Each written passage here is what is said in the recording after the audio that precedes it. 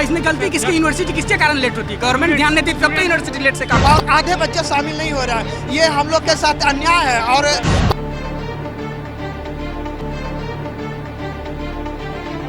नमस्कार, मैं नंदन, आप देख रहे हैं स्टूडेंट परिषद में मौजूद है इनकम टैक्स गोलंबर के पास। यहाँ पर कुछ लोग अभी रैली निकाले हुआ है, ये कारण जानते हैं उनसे। उनके हाथ में झंडे भी हैं और साथ में उन्हें कुछ लिखा हुआ। पर अच्छा, क्या कारण है, समस्या क्या है आप लोगों को? सर, हम लोग का मुख्य मांग यही है, हम लोग मगध यूनिवर्सिटी से आए हैं। जैसे एनसीटी का जो गाइडलाइंस है वो ये कहती है कि अपेयरिंग वाले को भी मौका दिया जाए स्टेट में, जबकि ये बिहार सरकार बीएससी में खास करके हम लोग को मौका नहीं दे रही है। जबकि सीटेट में मौका दिया गया, ये बीपीएससी में मौका दिया गया, तो फिर स्टेट में क्यों नहीं? जबकि इसके पहले जो स्टेट आया था वो 2011 में आया था आर्ट्स का, और जो साइंस फैकल्टी जो आया वो 2019 में आया। फिर अब कब आएगा वो हम लोग को पता नहीं। तो हम लोग का भविष्य के साथ खिलवाड़ किया जा रहा है। और ये दोहरा नीति है खास करके ये राज्य सरकार का कि यूनिवर्सिटी, पाटलिपुत्र यूनिवर्सिटी और मगध यूनिवर्सिटी दोनों का सेशन लेट है, अब बागी यूनिवर्सिटी का ठीक है। तो ये दोहरा चरित्र कैसे एक ही स्टेट में अलग अलग स्टूडेंट के साथ ऐसे चरित्र क्यों अपनाया जा रहा है? तो हम लोग का मुख्य मांग यही है कि हम लोग को भी ये स्टेट में मौका दिया जाए, अपियरिंग वाले को भी। अच्छा, जहाँ पर एक तरफ पढ़ाई को लेकर, एजुकेशन को लेकर इतनी अच्छी अच्छी बातें करी जाती है, दूसरे जगह आप लोग जो कि स्टूडेंट है, जिनसे भविष्य है, वो लोग निकलते हैं, तो कैसा लगता है ऐसा देखकर? हम लोग तो नहीं चाहते हैं कि कोई माने विधि व्यवस्था भंग हो हम लोग की वजह से या ट्रैफिक का समस्या हो। हम लोग तो कोऑपरेट कर रहे हैं और हम लोग यही चाहेंगे कि सरकार हमारी मांग को शांतिपूर्ण तरीका से मांग ले, ताकि हम लोग का निश्चितकालीन जो माने धरना प्रदर्शन हो वो ना करना पड़े, किसी प्रकार से विधि व्यवस्था भंग ना हो।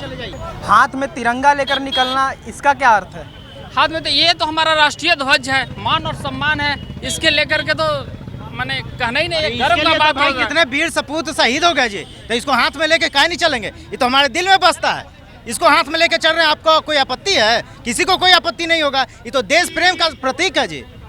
इसको हम लेके हाथ में चल रहे हैं अपना, इसको हम शांति का प्रतीक मानते हैं। शांतिपूर्वक हम लोग आंदोलन कर रहे थे, अपनी बातों को रख रहे थे सरकार के पास। हमारा मांग तो यही है ना कि बीएड अपेयरिंग वालों को एसटीईटी 2023 में मौका मिले। जिस तरह से सीटेट का एक कैलेंडर है, एसटीईटी भी, बिहार सरकार भी एक कैलेंडर जारी करे कि हम साल में कितनी परीक्षाएं लेंगे। इसको भविष्य जिनको अर्श पर होना चाहिए वो फर्श पर दिख रहे हैं। कौन अर्श पे है और कौन फर्श पे है? विद्यार्थी फर्श पे हैं, तो इसकी जिम्मेदारी सरकार की है ना। सरकार की वजह से ही हम लोग आज रोड पे हैं। हमें स्कूल में होना चाहिए था, कोचिंग में पढ़ना चाहिए था। आज हम धरना प्रदर्शन कर रहे हैं, आंदोलन कर रहे हैं। रीज़न क्या है? सरकार की मंशा हमारे प्रति ठीक नहीं है, उसकी नीयत में खोट है। इसलिए उसकी नीति भी इस तरह की है कि हम बार बार सड़कों पर आते हैं, आंदोलन करते हैं।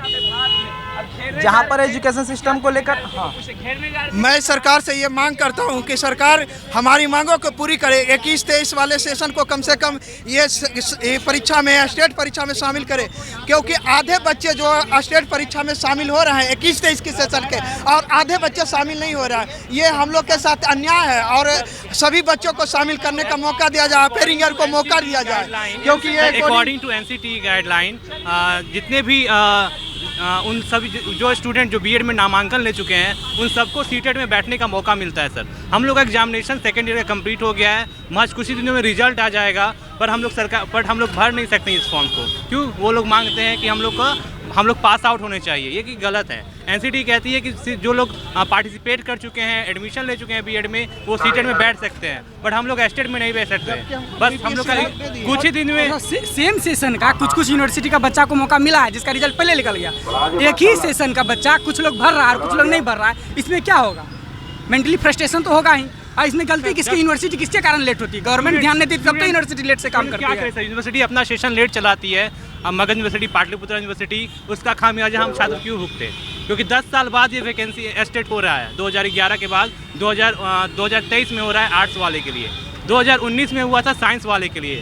अब बताइए 4-4 साल बाद इस तरह का सिर्फ पात्रता परीक्षा होगा। हम सरकार से नौकरी की डिमांड नहीं कर रहे हैं, हम डिमांड कर रहे हैं हमें पात्रता परीक्षा में बैठने दिया जाए। बस हमारे यही। जो सेशन लेट की बात आती है, बिहार में अक्सर ऐसा देखा जाता है कि सेशन हमेशा लेट ही रहता है 90%। तो उससे जिसकी एज है वो 1-2 साल पीछे है, उसकी एज अगर क्रॉस कर जाती है और उसका आगे चलकर कुछ हो नहीं पाता, तो उसमें हम गलती किसकी मानेंगे? ऑफकोर्स व्यवस्था की गलती है सर। स्टूडेंट्स पिसते हैं इसमें हम लोग क्या कर सकते हैं? हम लोग तो सही समय पे एडमिशन लेते हैं, पर सरकारी रिजल्ट गलत टाइम पे प्रकाशित करती है, एग्जामिनेशंस नहीं होते हैं, तो उसका हम लोग बिहार की शिक्षा व्यवस्था खराब बदहाल होती है।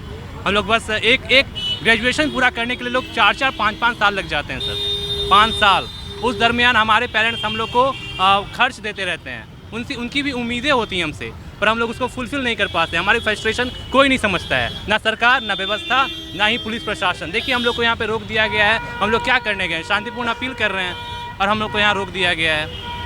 तो सर से आपके माध्यम से हम गुहार लगाते हैं कि प्लीज़ हम लोग को एग्ज़ाम में अपेयर होने का मौका दिया जाए और विंडो को खोला जाए। जितने भी अपेयरिंग वाले स्टूडेंट हैं जो सीटेड भर सकते हैं बट एस्टेट में पार्टिसिपेट नहीं कर सकते, ये क्या दोहरा रवैया है। सरकार कहती है कि हम लोग एनसीटी के गाइडलाइंस को फॉलो करते हैं, बीपीएससी कहती है हम एनसीटी को फॉलो करेंगे, 1 to 5 वाले को जो बीएड कैंडिडेट है उसको बाहर कर रहे हैं। हम लोग वहाँ से भी एलिमिनेट हो चुके हैं। अब हमारे पास एस्टेट भी मौका नहीं मिलेगा तो हमारा ये 2 साल व्यर्थ हो जाएगा सर। हमने बहुत मेहनत से पैसा लगा करके, खेत बेच करके हम लोग यहाँ बीएड किए हैं, हम लोग क्या करेंगे आप ही बताएं। हमारे पास कोई ऑप्शन नहीं है सड़क पे उतरने के सिवा। जी, हमारी मांगे ये है कि अपेयरिंग बीएड वाले को एस्टेट में शामिल किया जाए और एनसीटी का गाइडलाइन भी यही कहता है कि जो एक दिन भी बीएड में एडमिशन लिए हुए हो जाए उनको पात्रता परीक्षा में शामिल होने का अधिकार है। लेकिन बिहार सरकार ने हमारे साथ नाइंसाफ़ी किया है और हम छात्रों के भविष्य के साथ खेल रही है। उन्होंने अपेयरिंग को एस्टेट में शामिल करने के लिए साफ इनकार कर दिया है। तो हम लोगों को सड़क पर उतरना पड़ना और हम छात्रों का इसमें कोई गलती नहीं है, इसमें यूनिवर्सिटी का गलती है कि वो यूनिवर्सिटी लेट चलती है सेशन। हम लोग मगध यूनिवर्सिटी के छात्र हैं और कुछ छात्र हमारे सेशन के ही एस्टेट भर रहे हैं और हम लोग वही सेशन के, हम लोग का परीक्षा हो गया, बस रिजल्ट आना बाकी है, लेकिन हम लोग को कोई मौका नहीं मिला है। तो मजबूरन हम लोग को रोड पर उतरना पड़ा। समस्या ये है कि हम लोगों को अपेयरिंग में बीएड जो है उनको शामिल करना चाहिए सरकार को एस्टेट में, हमारी यही मांगे हैं। नहीं, तो जैसा कि आप देख सकते हैं कि जिनसे भविष्य है, जो स्टूडेंट एजुकेशन सिस्टम को लेकर लगातार बात की जाती है बिहार में, बिहार के शिक्षा मंत्री द्वारा, बिहार के मुख्यमंत्री द्वारा लगातार शिक्षा को लेकर कहा जाता है कि एजुकेशन पीक पर है, एजुकेशन टॉप पर है, लेकिन यहाँ पर एजुकेशन रोड पर है। आप देख सकते हैं जिस तरीके से विद्यार्थियों को रोड पर उतरना पड़ रहा है वो साफ तौर पर दिखाता है कि एजुकेशन सिस्टम का क्या लेवल है। आप देख सकते हैं हमारे पीछे लगातार बार बार वी वांट जस्टिस के नारे लग रहे हैं और आप देख सकते हैं अगर स्टूडेंट अगर रोड पर निकलते हैं और साथ में वी वांट जस्टिस और हमारी मांग पूरी करो की नारे लग रहे हैं बिहार में, तो आप समझ सकते हैं कि कितनी हद तक एजुकेशन सिस्टम नीचे आ चुकी है बिहार में और इस पर ध्यान देने की सख्त ज़रूरत है। आप यहाँ पर साफ तौर पर देख सकते हैं कि इनकम टैक्स गोलंबर में जितनी जैसा कि स्टूडेंट लोग यहाँ पर आकर अपना मांग रहे हैं और उसके बाद उनको उम्मीद तो है नहीं, लेकिन फिर भी वो अपनी उम्मीद के लिए, अपने आगे की भविष्य के लिए यहाँ पर रोड पर उतरे ही हैं। बाकी ऐसे और तमाम खबरों के लिए हमारे साथ बने और देखते रहें News 24।